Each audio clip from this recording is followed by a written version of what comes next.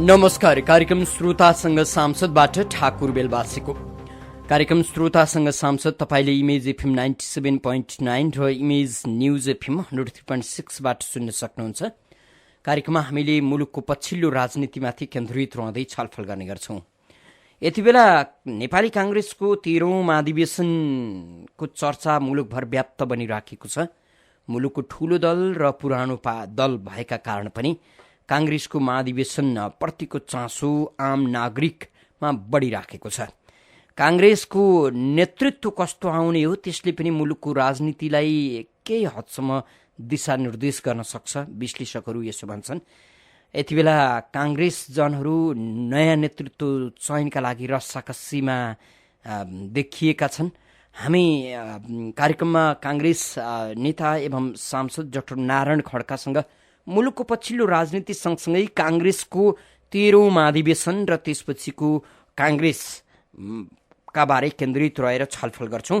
यो छलफलमा तपाईँ पनि सहभागी हुन चाहनुहुन्छ भने हाम्रो स्टुडियोको टेलिफोन नम्बर 40404015 मा तपाईले फोन गर्न सक्नुहुन्छ। यो नयाँ टेलिफोन नम्बर हो। 40404015 मा सम्पर्क गर्न सक्नुहुनेछ। सहभागी हुनुहुने श्रोता मित्रले छोटो तर्कसंगत एउटा मात्र प्रश्न राखिदिनु होला। यति बेला भने हाम्रो प्रत्यक्ष टेलिफोन सम्पर्कमा आइसक्नु भएको छ कांग्रेस नेता डाक्टर नारायण खड्का। उहाँलाई स्वागत गरौँ। डाक्टर साहब। ठाकुरजी धन्यवाद, तपाईलाई धेरै धेरै धन्यवाद। धेरै पछि तपाईसँग कुरा गर्ने मौका पाएँ। हजुर, अब डाक्टर साहब मन्त्री हुनुभयो। अब हामी क्या मन्त्री भइसकेपछि मन्त्री हुने मान्छे भर्याङको 1000 खुड्किला माथि हुने, नागरिक अर्को 1000 खुड्किला तल झर्ने अनि 2000 खुड्किलाको त्यो दूरी हुने नि डाक्टर साहब। यस कारणले पनि संवादमा अलि उभा होला। तर फेरि पनि डाक्टर साहब आम नागरिकको मनमा हुनुहुन्छ अलि ढिला भएको होइन भनेर भन्नु पर्यो, होइन होइन डाक्टर साहब? अलिकति यो कम्युनिकेसनकै कुराकानीमा हजुर हो किनकि तपाईँसँग म नियमित भन्नु नभनौँ तर अब महिनामा एकपटक दुईपटक जस्तो कुरा हुन्थ्यो हाम्रो। अहिले बिचमा यो पलले मान्छेलाई अलि दूरी बढाइदिँदो रहेछ क्या एउटा पहसँग आउँछ जिम्मेवारी र कहिलेकाहीँ अब त्यो जिम्मेवारी बढ्दै जाँदाखेरि धेरै खालका समस्या या विवाद या अनेक खालका विषयहरूमा हेर्नुपर्ने भएकोले कहिलेकाहीँ पुरानो सम्पर्क सञ्चार पनि अलिकति कमजोर हुँदै जाँदो रहेछ। तर पनि मानसपटलमा ठाकुर बेलवासीजी या नारायण खड्का ठाकुरजीको सायद मनमा हामीहरू बसिरहेका थियौँ। तर आज केही समयको अन्तरालपछि फेरि त्यो धन्यवाद। अब कांग्रेसको 13औं महाधिवेशन अब संगार होइन, संगारबाट भित्र प्रवेश गरिसक्नु भएको छ तपाईँहरू। फेरि पनि कांग्रेस एक रहेनछ, कांग्रेस अझै पूर्ण रूपमा एकीकरण भएको होइन रहेछ भन्ने महसुस गर्दैछन् कांग्रेस कार्यकर्ताले भनिन्छ नि डाक्टर साहब। यहाँले के भन्नुहुन्छ? त्यो एकदम सही कुरा हो। अहिले पनि धेरै हाम्रो महाधिवेशन प्रतिनिधि साथीहरूको चाहना, माग, भित्री इच्छा नै पार्टी जसरी एक हुनु पर्थ्यो। हामीले 12औं महाधिवेशनमा यो चाहिँ भावनात्मक रूपमै एकीकरण गर्ने भनेर त्यो नारा दियौँ। तर त्यो त्यति व्यावहारिक तवरबाट त्यसले पूर्णता पाएन र अहिले फेरि त्यो मुद्दा जीवितै जस्तो छ। अलिक कमजोर भएको छ त्यो मुद्दा। जसरी पहिला एकदमै कडा हुन्थ्यो भन्दाखेरि अहिले अलिकति छ र यसपालि धेरै हाम्रो साथीहरूको त्यो चाहना भएको हुनाले क्रमिक रूपमा मलाई लाग्छ त्यो अलिकति त्यो गुटको र समूहगत विभाजन भएर त्यसअनुसारकै दुईटा धारामा लिएर जाने अनि कहीँ बिचमा गएर मिल्ने यो खालको परिपाटीको अन्त होस् भन्ने धेरै साथीहरूको चाहना छ र हाम्रो प्रयास पनि त्यही छ। तर अब तपाईँले भने जस्तै म पनि त्यो पार्टी एकीकरण म पहिला नेपाली कम्युनिस्ट डेमोक्रेटिक हुँदाखेरि त्यो समयमा हामी 4-5 जना साथीहरूले निकै ठुलो पहल गरेका छौँ पार्टी एकीकरणलाई। त्यस बेलामा गिरिजाबाबु हुनुहुन्थ्यो, स्वर्गीय हाम्रो नेता, तत्कालीन पार्टी सभापति र पछि गएर अन्य सबै साथीहरू भएर पार्टी एकीकरण भयो। त्यो एकीकरण गर्दाखेरि एउटा आधार चाहिँ जस्तो नेपाली कङ्ग्रेस प्रजातान्त्रिकबाट 40% कतिपय चाहिँ सदस्यहरूको हकमा, कतिपय चाहिँ त्यो सङ्गठनको हकमा र यता नेपाली कङ्ग्रेसबाट 60 जस्तो कता कता त्यो एउटा विभाजनको आधार तयार पारियो र त्यो आधार चाहिँ बसि नै रह्यो र पछिसम्म पनि चाहिँ त्यही आधारमा छनौट गर्ने भागहरूको राजनीति गर्ने परम्परा या परिपाटी बसि नै रह्यो। तर अब अहिले यतिखेर आएर सबै दुवैतिर अब 40 को भाग लिने साथीहरूलाई पनि लागेको छ वास्तवमा, या त्यतापट्टि पढ्ने साथीहरूलाई पनि कि वास्तवमा 40 भनेको सधैँभरि 60 धेरै कम हो। भन्दाखेरि कहिले पनि त्यो 40 को राजनीतिले त कहिले पनि चाहिँ के अरे अब पूर्णता या बहुमत दिलाउँदैन। यतातिर 60 को साथीहरूलाई पनि लागेको चाहिँ वास्तवमा 60 त पूर्ण त होइन, यसले बहुमत यसले राम्रो एकताबद्ध गरेर लान सकिँदैन। अनि सधैँभरि मनमुटाउ, द्वेष, आन्तरिक प्रतिस्पर्धा यो राजनीति कायमै भइरहने भयो। यो अहिले महसुस माथिल्लो स्तरका नेताहरूमा कम भए पनि डाक्टर साहब यहाँले भनेको जस्तै कारण नै हो। अब संस्थापन पक्षतिर बलिया देखिएका नेता देउवा पक्षतिर लाग्ने, देउवा पक्षतिरका बलिया देखिएका नेताहरू संस्थापन पक्षतिर आउने गरेको त्यही भएर हो कि होइन पदका लागि पो यसो गरे भन्ने यो चाहिँ के भने अब त्यसमा आउने बित्तिकै पदको कुरा पनि भएन। तर कतिपय विषयहरूमा मतमतान्तरण त हुन्छ नै। त्यो हाम्रो सामाजिक र सांस्कृतिक परिवेश र पृष्ठभूमि हामीले चाहिँ हेऱ्यौँ भनेदेखि सबै पार्टीहरूमा त्यो खालको समस्या छ, नेपाली कङ्ग्रेसमा मात्रै नभएर।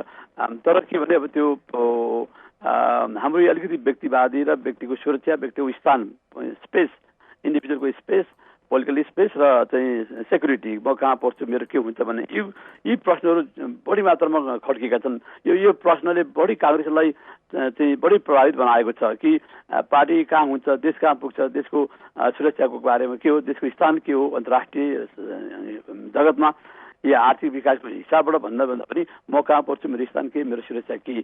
र यो सुरक्षाको अलिकति कहीँ पनि असुरक्षित हुने बित्तिकै सुरक्षा खोज्दै जाँदाखेरि अनि यो अब यो तीनटा खेमा हुँदाखेरि एउटाबाट अर्को ठाउँमा जाने एउटा आधार त भनि नै रह्यो। अनि ल म यहाँ भएन ठिक छ भनेर छोड्ने खालको प्रवृत्ति त रहि नै रह्यो। त्यो पनि भइरहेछ।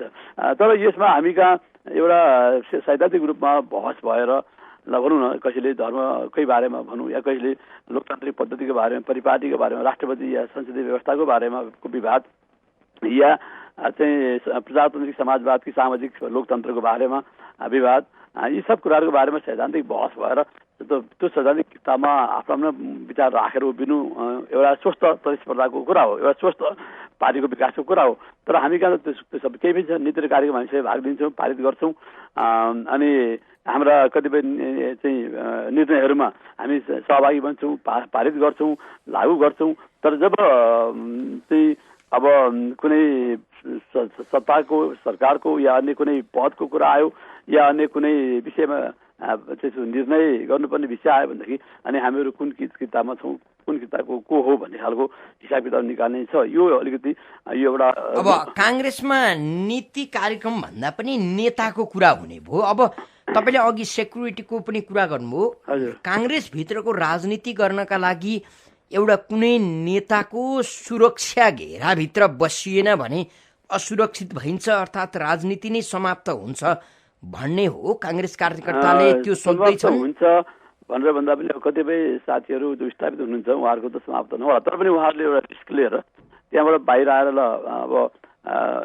चाहिँ म अब आफ्नै तरिकाले अगाडि बढिरहेको छु, म कुनै किताबमा छैन भनेर स्थापित भएका जसलाई त्यो सुरक्षाको समस्या छैन त्यस्ता खालका नेताहरूले उभिदिनु भयो भनेदेखि मैले त यसपालि भनेको हुन्छु कि दुवैपट्टिका नेताहरू यसरी बसेर अनि निर्वाचनमा जानुभन्दा अगाडि पहिला एउटा छलफल, चाहे यता शेरबहादुरजीको तर्फबाट होस् या रामचन्द्रजीको तर्फबाट होस्, दुवैजना बसेर पहिला चाहिँ के भनेदेखि यो पार्टीको कस्तो स्वरूप हुँदैछ, यो 13औं महाधिवेशनले पार्टीको सांगठनिक, पार्टीका सैद्धान्तिक, अहिलेको राष्ट्रको परिप्रेक्ष्यमा हाम्रो स्थान, यो बारेमा एउटा गम्भीर छलफल गरिसकेपछि ल अब ठिक छ, यसरी पार्टीको यो स्वरूपमा हामीहरू सहमति गरौँ र यसरी अनि हामी आफ्नो स्वस्थ तरिकाले प्रतिस्पर्धा गरौँ भन्ने त्यो खालको एउटा परिपाटी संस्कृति पनि हामी कहाँ बसेन। र अर्को कुरा त्यो गर्न सकिएन। अर्को मैले विकल्प के पनि भनेको छु भनेदेखि होइनदेखि यो चिट दिने प्रथा कि अब यी चाहिँ मानिसहरूलाई तपाईँहरूले भोट हाल्नै पर्छ है भनेर आफ्नो गुटको नाममा कागज तेर्स्याएर अनि पकेटमा कागज राखेर विशुद्ध रूपमा त्यो लाइन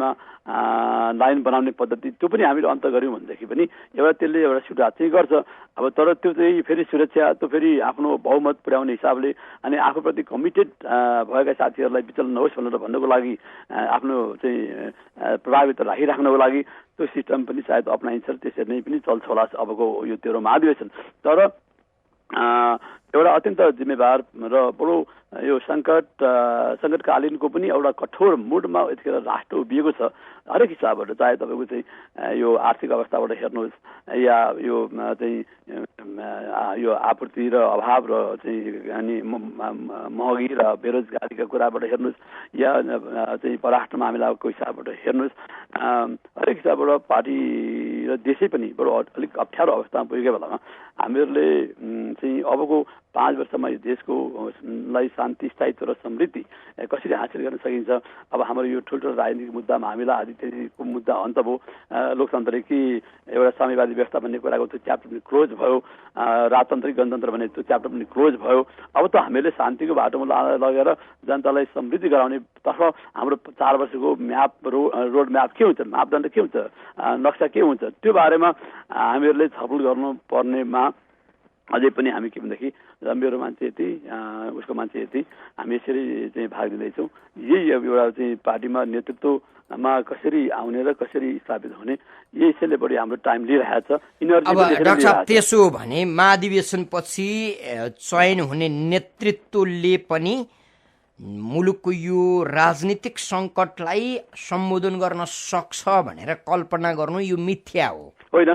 त्यो त त्यसो त नभनौँ। अब यो त्यो खालको क्षमता भएको अनुभवको साथीहरू त हुनु त नै हामी कहाँ सायद त्यस्तै साथीहरू आउनुहुन्छ र हामीहरूले अहिलेको उहाँहरू एक्लै भन्दा पनि सामूहिक रूपमा सबैको चाहिँ सहयोग एकताबाट हामीले ती समस्याहरू, राष्ट्रिय समस्याहरू हामीले समाधान गर्नुपर्छ। यो हाम्रो अत्यन्त ठुलो महत्त्वपूर्ण जिम्मेवारी हो र नेपालको सन्दर्भमा नेपाली कङ्ग्रेस नै कमजोर हुँदै गयो, धराशी भन्दै गयो भने राष्ट्रले नै एउटा क्षति बिहोर्नु पर्ने पनि हुन्छ। त्यसैले त्यो जिम्मेवारी हाम्रो काममा छ। त्यो हिसाबको हल्कापनको नेतृत्व होइन, गम्भीर नेतृत्व, क्षमतावान नेतृत्व, अनुभवी नेतृत्व नै आउँछ। डाक्टर साहब, हलुका र गरुङ्गो भन्नेको त काङ्ग्रेसभित्र देखिएका अनुहार अहिले जसको चर्चा छ तिनै हुन् क्यारे। चुनाव जितेपछि निकै गरुङ्गो हुने, ढाडिएको ढापिएको हुने पक्कै होइन होला। होइन, तर पनि हामीले यो समयको अन्तरालमा उहाँहरू खारिकै हुनुहुन्छ, उहाँहरूको योगदान छ। धेरै महत्त्वपूर्ण निर्णयमा भाग लिएर उहाँहरू आउनुभएको छ अनि लोकप्रियता पनि छ अनि एक्सेप्टेबिलिटी, स्वीकार्यता पनि छ। त्यो भएकोले त्यो वैधानिकता, अप्रत्यक्ष इन्डाइरेक्ट लेजिटिमेसी उहाँहरूसँग छ। तर खालि के भने अब त्यो विभाजन नभएर सबैलाई लिएर हिँडेर अनि अन्य पार्टीहरूसँग पनि वास्तवमा राष्ट्रका गम्भीर मुद्दाहरूमा सहमति गरेर यो शान्ति, स्थायित्व र समृद्धिको बाटोमा लानुको लागि त्यो क्षमता नभएको त होइन। तर हामी अलिकति विभाजित छौँ, अलिक बढालिएका छौँ, अलिक बढी आत्मकेन्द्रित छौँ। त्यो मात्रै समस्या होइन भने क्षमताको हिसाबबाट, अनुभवको हिसाबबाट तपाईँले अहिले कुनै पनि पार्टीको नेताको तुलनामा हाम्रो पार्टीका नेताहरूको कुनै कतै केही छैन, बढी नै होला त्याग हिसाबको, योगदानको हिसाबबाट। तर समस्या के भनेदेखि पार्टी अलिकति एकताबद्ध नभएको हुनाले र अलिकति डिभाइडेड र अलिकति हाम्रो इनर्जी बढी मात्रामा आफ्नो लागि बढी खर्च गरिने हाम्रो प्रवृत्ति बढ्दै गएको हुनाले त्यो हाम्रो पोजिटिभ इनर्जीलाई यो शान्ति, स्थायित्व र समृद्धितिर लान सकिरहेका छैनौँ। यो चाहिँ एउटा समस्या हो। हजुर डाक्टर साहब, अब मुलुकको सिङ्गो राजनीति अन्तर पार्टी कलह, लोभ, लालचमा डुबिराखेका बेला काङ्ग्रेसको 13औं महाधिवेशन सम्पन्न हुँदैछ। एउटा पार्टी कम्तीमा बलियो भइदियो भने त्यसको नीति कार्यक्रमका आधारमा मुलुकले निकास पाउन सक्छ, नागरिकको अपेक्षा यो हुन सक्छ। तर फेरि पनि काङ्ग्रेस झन् कमजोर भएर 13औं महाधिवेशन सम्पन्न गर्दैछ र 13औं महाधिवेशन पछिको काङ्ग्रेस अझ कमजोर हुन्छ।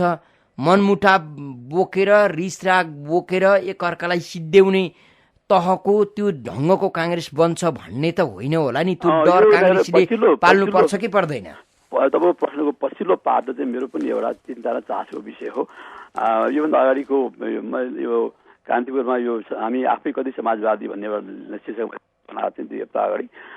त्यसमा मैले त्यही तपाईँले भनेको चासो चिन्ता ठ्याक्कै कि जुन हिसाबले हामीहरू अहिले प्रतिस्पर्धामा छौँ, जुन शैलीबाट हामीहरू प्रतिस्पर्धामा उत्रिरहेका छौँ अनि त्यसले त्यो बडो पसिना बगाएर पार्टी बनेर सधैँभरि कुदिराखेको खाइ नखाइ भइरहेको मानिसहरू कता कता सीमान्तकृत हुने हुन् कि अनि जुन हाल्नु अलिकति बढी खर्चिलो अलिक बढी तडक फडक खालको शैलीहरू हामीले अप्नाइरहेको छ निर्वाचनमा त्यसले भोलि पार्टीमा चाहिँ एउटा अर्को कुरीति व्यथिति अनि कुसंस्कृतिहरू जन्माएर पार्टी अत्यन्तै एउटा भासमा जाने पनि सक्छ कि भन्ने चिन्ता पनि छ र अब प्रतिस्पर्धा त हुनुपर्छ तर अत्याधिक प्रतिस्पर्धाले फेरि के गर्छ भनेदेखि फेरि त्यो एउटा नेगेटिभ इनर्जी त्यसले जन्माउँछ के हो मलाई फलानले हरायो पक्लास अनि चाहिँ म हारेँ अनि हारेको मनस्थिति अब यही बिचमा फेरि हामीले के गरेर स्थानीय निर्वाचनहरूमा भाग लिनु पर्यो या जे 2 वर्षपछि अर्को निर्वाचनमा जानु पर्यो भनेदेखि यो थुप्रो पराजय र थुप्रो विजयको बिचमा हुने जुन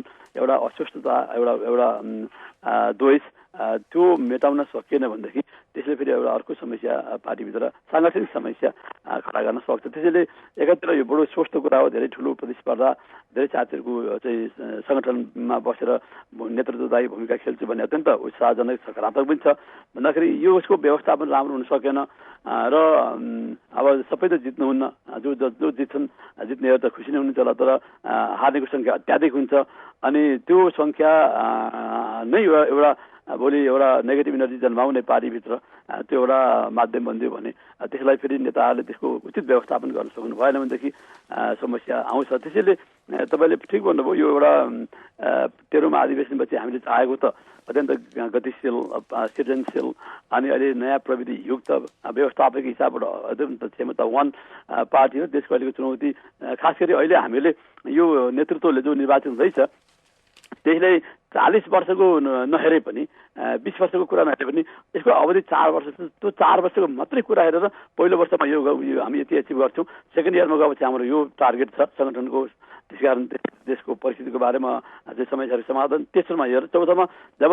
14औं महाधिवेशन आउँदाखेरि हाम्रो अवस्था यो पुग्छ भनेर टोटल देशको सङ्गठनको पार्टीको एउटा पिक्चर 4 वर्षको मात्रै हामीले चाहिँ मध्यकालीन, त्यसलाई भनौँ मध्यकालीन एउटा योजना लिएर त्यो योजनालाई कार्यान्वयन गर्ने दृढता र विश्वास र साथीहरूको सहयोग लिने खालको वातावरण बनिदियो भनेदेखि त्यो 4 वर्ष आउने 4 वर्षको जुन जिम्मेवारी अहिले लिँदैछ अहिले अब निर्वाचित हुने नेतृत्वले त्यो पुरा गर्नको लागि मात्रै कटिबद्ध भएर बस्यो भने पनि त्यसले पार्टीलाई एउटा ट्र्याकमा ल्याउँछ र देशलाई पनि यो 4 वर्षपछिको यो सङ्क्रमणकालीनको पूर्ण अन्त गरेर अनि अब मैले भने जस्तै शान्ति, स्थायित्व र समृद्धिको बाटोमा हिँडाउन सक्छ। त्यो चाहिँ त्यति प्रतिबद्धता, त्यो क्षमता चाहिँ हामीले प्रदर्शन गर्नैपर्छ। डाक्टर साहब, अब काङ्ग्रेसको नेतृत्वमा जारी गरिएको संविधान अलपत्र परेको स्थिति छ, जलाइएको छ, च्यातिएको छ। अब महाधिवेशनपछि काङ्ग्रेसले आफैले जारी गरेको संविधानको रक्षा गर्न सक्छ, त्यो विश्वास गर्ने हो हामीले? इमिडिएट हेर्नु त्यो तुरुन्तै गर्नुपर्ने, मैले पनि 4 वर्षको मध्येमा सबभन्दा पहिलो टास्क नै हो। किनकि अहिले पनि त्यहाँ अहिले शान्त त छ तराई मधेस, तर त्यहाँका त्यो मुद्दाहरू शान्त भएर समाधान भइसकेका छैनन्। अहिले पनि कता कता त्यो असन्तोषको दीपहरू बलिरहेका छन् ठाउँ ठाउँमा। आन्दोलनको बेलामा जलाएका टायरहरूको धुवा अहिले पनि त्यहाँ देखिन्छ अनि त्यो कता कुनै तरिकाले त्यो बिग्रिन सक्ने खतरा छ भन्दाखेरि सबभन्दा पहिला त्यो तराई मधेसका हाम्रा विभिन्न पार्टीका नेताहरूले त्यहाँका जनताले उठाउनु भएको मुद्दाहरूलाई हामीहरूले त्यसलाई सम्बोधन गर्नै पर्यो। त्यसमा केही त्याग, केही दूरदर्शिता देखाएर केही सम्झौता, केही छोड्ने, केही लिने हिसाबको उहाँहरूको पनि भावनाको सम्मान, उहाँहरूको पहिचानको सम्मान, हक र अधिकारको सम्मान र यतातिर सम्पूर्ण त्यसले एकता, राष्ट्रिय एकतालाई पनि कुनै पनि तरिकाले कमजोर होइन अझ बढी बलियो बनाउने हिसाबले त्यो मुद्दालाई हामीले सम्बोधन गर्नैपर्छ र त्यसको नेतृत्व नेपाली कङ्ग्रेसले लिनुपर्छ। किनकि त्यो मुद्दा त्यहाँ थाँती रहिरह्यो भनेदेखि त्यसले अन्य मुद्दाहरूलाई पनि बल्झाउने, त्यत्तिकै देशका अन्य खालका त्यही प्रकृतिका त्यत्तिकै चुपचापसँग जमेर बसिरहेका मुद्दाहरू पनि त्यसले क्रमिक रूपमा त्यसले ताप बढाउँछ र फेरि अर्कोतर्फ त्यो मुद्दाहरू आउन सक्छन्। त्यसैले यो अन्तर सम्बन्धित जटिलता को बोध पनि हामीले गरेर सबभन्दा पहिलो जिम्मेवारी नै नवनिर्वाचित यो नेतृत्वले सबै दलहरूसँग बसेर अझ मूलतः तराई मधेसका नेताहरूसँग बसेर उहाँहरूले उठाउनु भएका उचित मागहरू र अहिले देशको टोटल सन्दर्भमा उहाँहरूको मात्रै तराई मधेसको एउटा भूगोल मात्रै नभएर त्यो उहाँहरूले उठाएका मुद्दाहरूलाई नेपालको समग्र राष्ट्रिय एकता र राष्ट्रिय परिप्रेक्ष्यमा राख्दाखेरि कुन चाहिँ उचित माग सम्बोधन हुन्छ त्यो सम्बोधनपट्टि उहाँहरूका आफ्ना पहिचान र स्वायत्तता प्रयोग गर्ने जुन चाहना छ त्यसलाई या उहाँहरूको जुन एउटा तुस छ कि विभेद भयो चाहिँ अनि त्यसपछि तराईमा खास गरी शोषण भयो यो भयो भन्ने खालको त्यसलाई पनि अन्त गरेर यद्यपि हामीहरूले संशोधन प्रस्ताव मार्फत उहाँहरूका केही मागहरू जुन छुटेका थिए त्यो बिर्सेका थिएन छुटेको त्यो कुनै तरिकाले संविधानमा भएकै प्रावधानलाई पनि हामीहरूले अब सम्बोधन गर्यौँ तर केही छ उहाँहरूका मागहरू त्यो मागहरूलाई पनि बसेर पुरा राष्ट्रको सन्दर्भमा किनकि उहाँहरू पनि राष्ट्रवादी हुनुहुन्छ उहाँहरूलाई बिना चाहिँ कुनै पार्टीहरूले कुनै व्यक्तिहरूले त्यो त्यसरी दोष लाउन मिल्दैन बिपी कोइरालाले भन्नुभएको थियो त्यो तराई मधेसमा भएको त्यो राष्ट्रियताको चुरो भनेर उहाँले त्यसलाई अत्यन्त जोडदारसँग उहाँले भनेको अवस्था थियो भन्दाखेरि हामीले यो तपाईँले एकदम अत्यन्त महत्त्वपूर्ण गरेर यो तुरुन्तै समाधान नगरेदेखि फेरि अर्को ठुलो सङ्कट आउन सक्ने अनि फेरि हाम्रो भू राजनीति अत्यन्त संवेदनशील पनि भएको हुनाले डाक्टर साहब अब तपाईँहरूको महाधिवेशनपछि संविधानमा देखिएका समस्या अथवा संविधानप्रतिका असन्तुष्टिहरूलाई त सम्बोधन गरिदिनु होला ती केही कागजी लिखतका कुराहरू होलान् तर फेरि पनि काङ्ग्रेसको नयाँ नेतृत्व आउनु नागरिकका लागि कागलाई बेल पाक्यो हर्ष न विस्माद भन्या जस्तो हुन्छ कि हुँदैन यो तपाईँले यो हुने भयो तपाईँले भन्दै हुन्थ्यो धेरै ठुलो चासो आम जनताको पनि छ नेतृत्व कस्तो हुने हो महाधिवेशन कसरी सम्पन्न हुँदैछ भन्ने कुरा त्यो जनताको ठुलो चासो पनि भएको त्यसलाई टोटल्ली नेपाली कङ्ग्रेसले र नेतृत्वले त्यो जनतालाई टाढा राखेर जनताका चाहना मागहरू उहाँहरूका आवश्यकता त्यसलाई पर राखेर चाहिँ मलाई लाग्छ यो कङ्ग्रेसले आफ्नो नेतृत्व चयन गर्न सक्दैन त्यसैले त्यो अब धेरै ठुलो आशा आकांक्षा महत्त्वाकांक्षा त अनि अब नयाँ नेतृत्व सँगसँगै अब काङ्ग्रेसको महाधिवेशन सम्पन्न भएसँगै सरकार परिवर्तन हुन्छ भनेर पुष्पकमल दाहालले बोलिसक्नु भएको छ यसको अर्थ महाधिवेशनपछि काङ्ग्रेस सत्तामा जाने होला काङ्ग्रेस सत्तामा जानुले नागरिक र देशले के पाउँछन् अब गजब भएर आएको छ काङ्ग्रेसी नेताहरू शुद्धिकरण भए गाईको दुधले नुहाएर आएका छन् भन्ने कि काङ्ग्रेसी नेताहरू भर्खरै महाधिवेशन सकाएर आएका भोका छन् बिचराहरू घरखेत भएका पनि होलान् अब देश सम्हाले गजबै गर्छन् उनीहरूले भन्ने होला होइन ठाकुरजी अलिकति यो बढे यो प्रश्न कता कता अलिकति व्यङ्गात्मक पनि भयो कि भन्ने लाग्छ मलाई त्यो भर्खर निर्वाचित भएर आएकाहरूको निश्चय नै सरकारको स्वरूप फेरिने सरकार परिवर्तन गर्ने कुराहरू अन्य पार्टीहरू खालि माओवादीबाट पनि आएको होइन त्यो एउटा मुद्दा छ अलिकति राष्ट्रिय सरकारको चाहिँ निर्माण हुनुपर्छ र त्यसले अहिलेका संविधान कार्यान्वयन गर्नेदेखि लिएर अहिले उठेका तमाम मुद्दाहरूको निकास दिन सक्छ भन्ने एउटा सोच भएको हुनाले मलाई लाग्छ अब सरकार त निश्चय नै एउटा नियमित प्रक्रिया होस् आउँछ जान्छ चलिरहन्छ तर पटक पटक सरकार चाहिँ विघटन अनि गठनको परम्पराले पनि देश कमजोर त हुन्छ नै तथापि अब अहिले तपाईँले भने चाहिँ हो नेतृत्व पुरै नयाँ एकदमै कम्प्लिटली नयाँ आएर एकदम नयाँ जोस उमङ्ग भएका साथीहरू आएर किन ठुलो परिवर्तन हुन्छ भन्ने कुरा पनि भनेको नेपाली काङ्ग्रेस एक्लैले सम्पूर्ण परिवर्तन अहिलेको सन्दर्भमा यतिको ध्रुवीकरण भएको राजनीति छ धेरै पार्टीहरू छन् विभिन्न ठाउँमा विभिन्न शक्तिहरू बसिरहेका छन् भन्दाखेरि नेपाली काङ्ग्रेस एक्लैले सम्पूर्ण परिवर्तन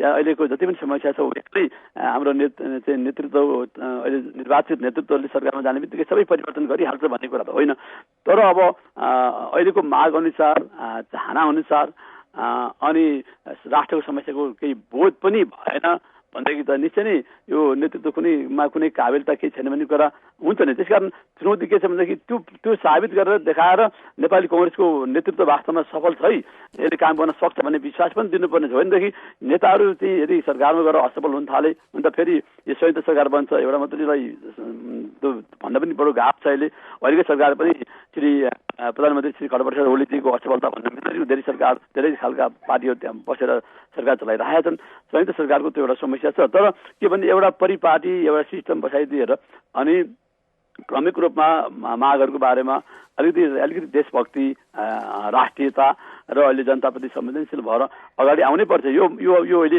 यतिखेरको समयको माग पनि हो जनताको माग पनि हो र यो बिना मलाई लाग्छ भोलि कसैले पनि नेतृत्व कुनै पनि पार्टीको नेतृत्व बनेर भोलि देश अगाडि आउँछ भन्ने विश्वास जनतामा अब तपाईँले महाधिवेशनको सन्दर्भलाई के भनिदिनु भएछ भने चुनावी शैली र भोटका लागि वृद्धि भएको सदस्यतालाई हेर्दा पार्टीको समाजवादी उद्देश्य धागो चुडिएको चङ्गा जस्तो भएको छ भन्नुभएको छ हजुर तपाईँको आफ्नो यो आलेखमा।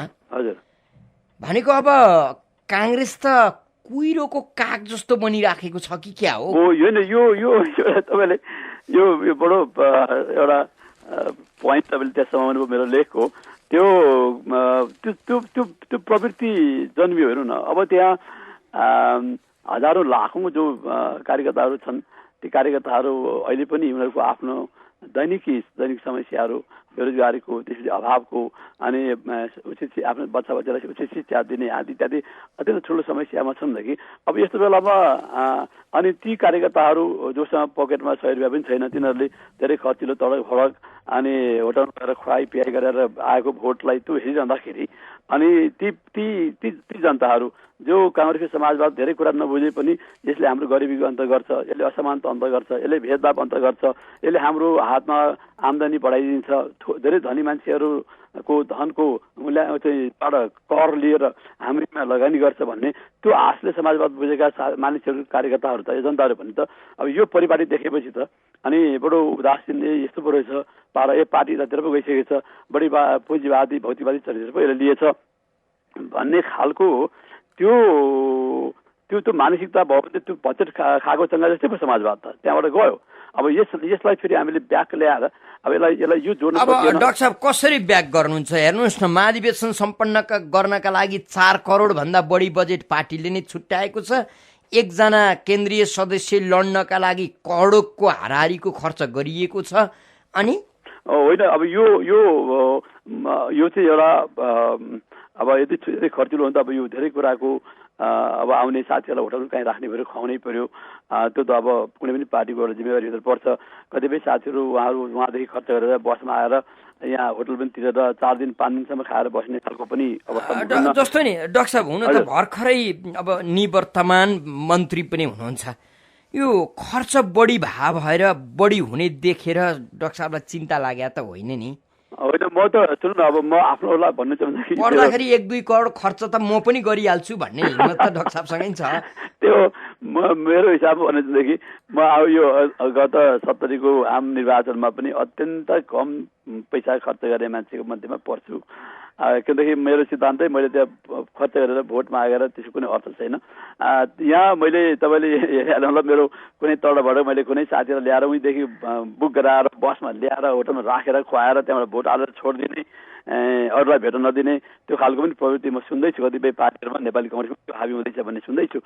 त्यो खालको त होइन कि, तर चिन्ता मलाई के भने अझ मैले त हाम्रो आन्तरिक रूपमा हामीहरू सफल हुनुपर्छ, इन्टरनल्ली फाइनेन्स गर्नुपर्छ हाम्रो पार्टी, अनि त्यो हिसाबले हामी बजेट बनाउन भन्ने पनि भयो। तर अब अहिलेको यो अभावले गर्दाखेरि महँगीले गर्दाखेरि कतिपय खर्चहरू अत्यन्त बढी र अब भनौँ न झन्डै 3500 मान्छेहरूलाई साथीहरूलाई खुवाउने पिलाउने 4 दिन 5 दिनसम्मको अनि प्रचार पम्पलेट गर्नै पर्यो, केही प्रचार प्रसार गर्नै पर्यो, विदेशी पाहुनाहरू अब आजबाट आउन सुरु गर्नुहुन्छ उहाँलाई राख्नै पर्यो ठुल्ठुलो अब उहाँहरूको हैसियत अनुसारको भन्दाखेरि यो सबै त अब केही खर्चभित्र। अनि फेरि छापाको थुप्रो अब हाम्रो हजारौँ कपी छाप्नुपर्छ यो नीति कार्यक्रम, त्यसपछि महामन्त्रीको प्रतिवेदन, कोषाध्यक्षको प्रतिवेदन लगायत अनि विधानका कपीहरू बाँड्नु पर्यो। सबैले गर्दाखेरि अब खर्च त बढ्दो रहेछ अलिकति, तर पनि खर्च कसरी मिनिमाइज गर्ने र इन्टरनल्ली। डाक्टर साहब अब अघि नेपाली काङ्ग्रेस प्रजातान्त्रिकको पनि कुरा गर्नुभयो, आफू त्यहाँ रहेको पनि कुरा गर्नुभयो होइन? हो। अहिले पनि तपाईँका खुट्टा त्यहीँ छन् कि दायाँ बायाँ गए पनि? अस्ति मन्त्रीमण्डलमा प्रवेश गर्दा खुट्टा यताउति चले कि?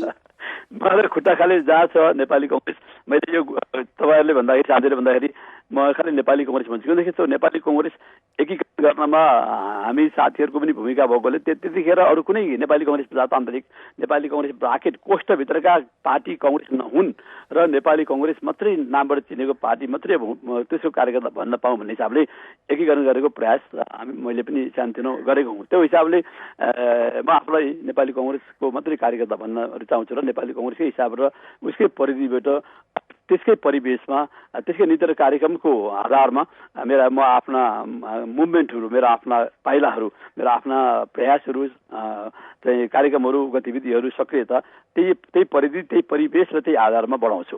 हजुर, भनेको देउबा अथवा पौडेल अथवा अर्को कसैको दौराको फेरो फरफराएको भन्दा चार तारे झण्डा फरफराएको डाक्टर साहबलाई बढी प्रिय लाग्छ? निश्चय नै त्यो हो। र एउटा मेरो कमजोरी पनि सायद यही पनि हुनसक्छ कि अब धेरै अब यो गुटमा जाँदाखेरि धेरै गरिरहनु पर्ने, धाइरहनु पर्ने, धेरै लोयल्टीका भाषाहरू प्रयोग गरिराख्नु पर्ने।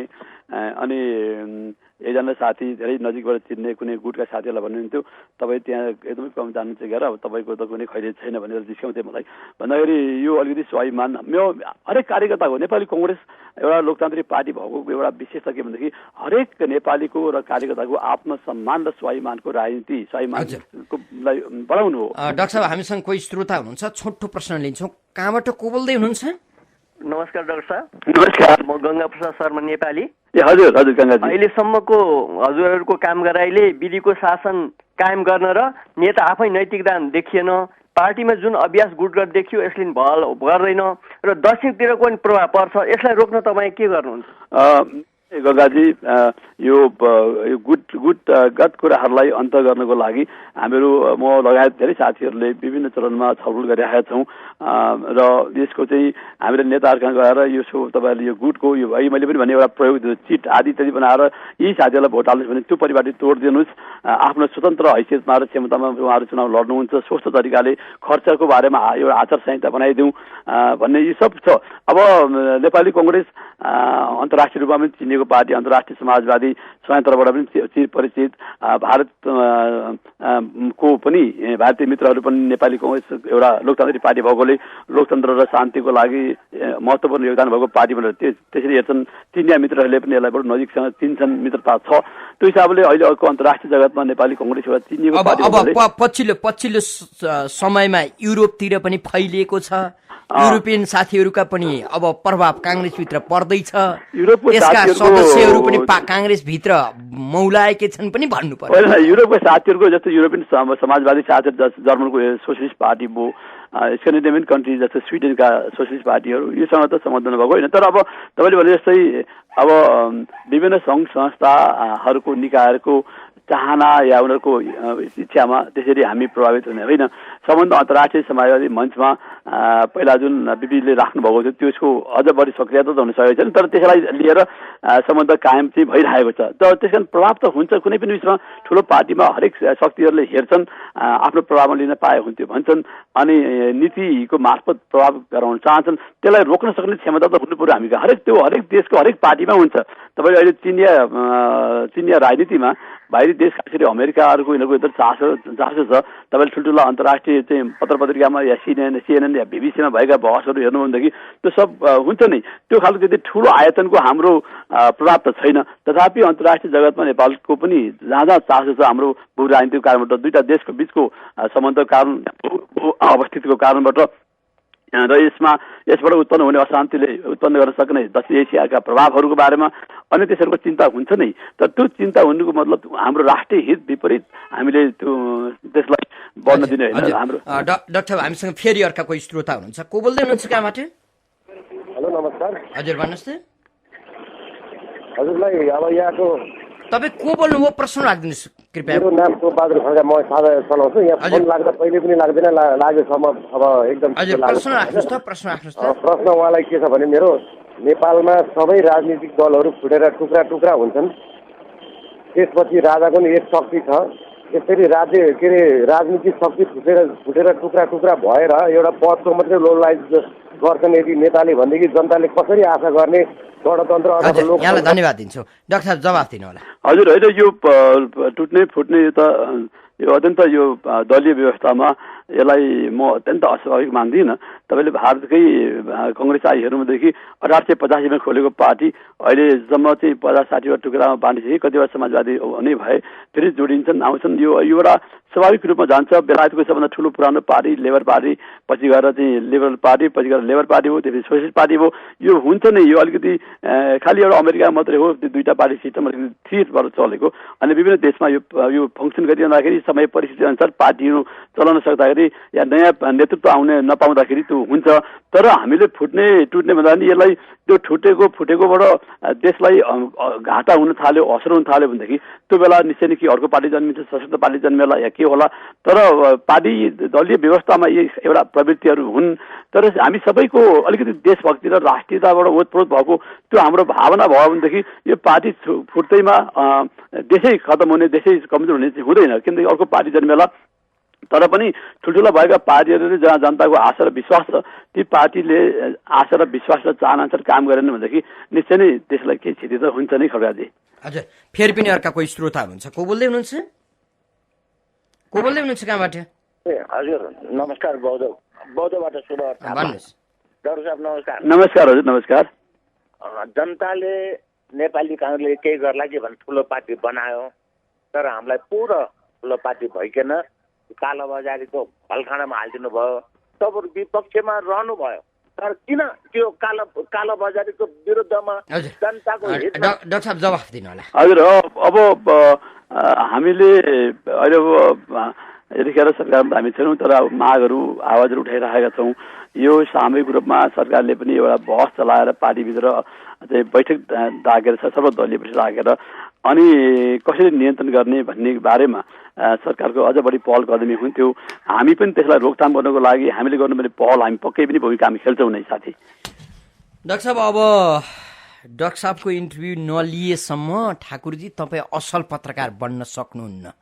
काङ्ग्रेसको महाधिवेशनको सन्दर्भ पारेर कार्यक्रम चलाइरहने, डाक्टर नारायण खड्काको इन्टरभ्यू नलिने, तपाईँको हैसियत के भनेर मलाई 3-4 ठाउँबाट फोन आयो।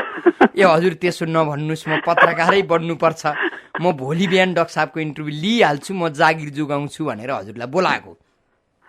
डाक्टर साहब, अब यहाँको आकाङ्क्षा के पार्टीमा अहिलेको महाधिवेशनमा? होइन, मलाई यो प्रश्नले भनाइले अलिक पिरो ल्यायो ठाकुरजी।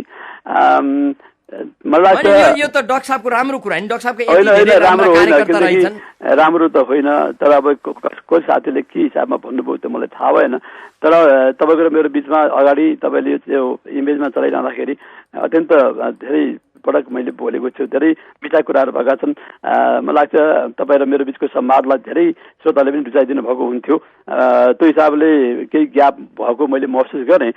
तर अब यसरी कुनै साथीहरूले अब म उहाँहरूलाई शङ्काको फाइदा, बेनिफिट अफ द डाउट त दिन्छु नै। उहाँले राम्रो इच्छा राखेर सायद यहाँलाई अनुरोध गर्नुभयो भनेर। तर कता कता मलाई अलिकति डर पनि लागिरहेछ कि बा कसैले मेरो बिहाफमा त्यस्तो खालको केही भनिदिनु भयो कि मैले कसैलाई त्यसरी ल भनिदिनु पऱ्यो उठाएको छ भनेर मैले अहिलेसम्म रिक्वेस्ट गरेको होइन। डाक्टर साहबले रिक्वेस्टै गर्नु परेन होइन, यहाँलाई नेता बनाउन आतुर भएका कार्यकर्ता हुन्छन् नि त। होइन, अब यो चाहिँ माफ गर्नु होला, म त्यसलाई पोजिटिभ स्पिरिटमा लिन्छु। हजुर हजुर, अब के छ डाक्टर साहबको यो महाधिवेशनमा आकाङ्क्षा के छ? अघि यहाँले भनिहाल्नुभयो, अब यो कुनै पदाधिकारी बन्नको लागि त्यहाँभित्र छिर्नुपर्ने अनि धेरैको बिचमा आफैले प्रतिस्पर्धा गरेर भने 3जना 4जना महामन्त्री लड्नुभयो भने पनि त्यसभित्रमा आफूले अनेकचोटि गएर भनेर अनुरोध गरेर अनुनय विनय गरेर या के गरेर हुन्छ प्रवेश गर्नुपर्ने या विभिन्न क्राइटेरिया मापदण्डभित्र आफू परिँदैन त्यो पनि हेर्नुपर्ने भएकोले मैले त्यो सबै सिस्टमबाट आफूलाई टाढा राखेर अब खुला छ 25 जना पाइन्छ। धेरै साथीहरूले जसले पत्याइदिनुहुन्छ विश्वास गर्नुहुन्छ कमसेकम 25 जना मध्ये एउटा भोट त पाइएला भनेर मैले केन्द्रीय सदस्य पार्टीको त्यो लिङ्क किन टुटाइहाल्ने पार्टी भनेको खुला केन्द्रीय सदस्यको रूपमा हजुर मैले लड्ने योजना बनाइरहेको छु। हुन त दोस्रो संविधान सभाको निर्वाचनका ताका जिल्लाबाट टिकटका लागि टिकट पाउनका लागि ठुलो हानथाप भइराखेका बेला तपाईँ सर्वसम्मत ढङ्गबाट टिकटका लागि सिफारिस गरिएको व्यक्ति होइन?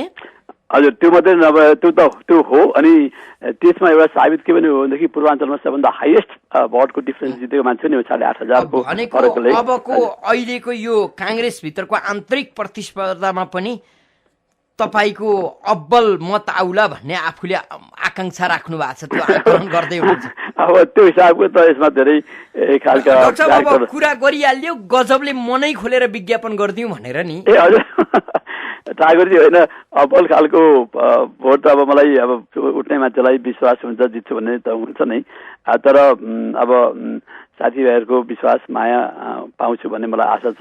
तपाईँ केन्द्रीय सदस्य भएपछि हजुर हो देशले के पाउँछ एकछिन छोडिदिउँ, काङ्ग्रेसले के पाउला? काङ्ग्रेसले पाउने त एउटा भनौँ न अहिले समय अनुसारको एउटा नेतृत्व शैली र संस्कृतिमा फरक अहिलेको समस्या समाधान गर्न सक्ने क्षमता भएका पार्टीहरूको एउटा समूह तपाईकै मात्रै कुरा गर्दैछु म मैले एक्लै त जस्तो मेरो मिसन त हो जस्तो पार्टीमा अलिकति शैली संस्कृति अलिकति विकृतिपूर्ण भएर गइरहेछ पार्टीको रूपमा चलिरहेको छैन त्यसलाई पारदर्शी जवाबदेही र अनुशासित बनाएर अनि मुलुकको समस्या समाधान गर्नको लागि अत्यन्त गतिशील जुझारू विचारबाट चल्ने र नयाँ प्रविधि युक्त व्यवस्थापिक हिसाबबाट परिपक्व भएको पार्टी बनाउनको लागि मेरो केही सानोतिनो भूमिका हुन सक्छ भन्ने हिसाबको त्यो अनुमानले मैले आफूलाई उभ्याएको छु उभ्याइसकिहालेको पनि छैन घोषणा पूर्ण गरिसकेको पनि छैन तर अब त्यसको तयारी चाहिँ गर्नुपर्नेछ ठाकुरजी। हजुर डाक्टर साहब यहाँले आफ्नो व्यस्त समय इमेज एफएमलाई उपलब्ध गराइदिनु भयो धेरै धेरै धन्यवाद ठाकुरजी। मलाई फेरि पनि तपाईँका केही कुराहरूले अलिकति खड्कियो पनि तर पनि तपाईँको यो सद्भाव र धेरै समयपछि पनि तपाईँको मनमा म रहन्छु र चाहिँ यो मान्छेलाई सोद्धा ठिकै हुन्छ भनेर सोधिदिनु भयो त्यसको लागि म तपाईँलाई हार्दिक हार्दिक आभार व्यक्त गर्न चाहन्छु। धन्यवाद। आदरणीय श्रोता कार्यक्रम श्रोतासँग सांसदमा आज हामीले नेपाली कांग्रेसका सांसद डाक्टर नारायण खड्कासँग छलफल गर्यौं। कार्यक्रम सुनेर र कार्यक्रममा आफ्नो सहभागिता जनाइदिएर साथ दिनुहुने सम्पूर्ण श्रोता मित्रलाई धेरै धेरै धन्यवाद दिँदै सहकर्मी मित्र दुई भुकेश महर्जन अनि अनिश साक्यका साथमा ठाकुर बेलबासे बिदा हुन्छु। नमस्कार।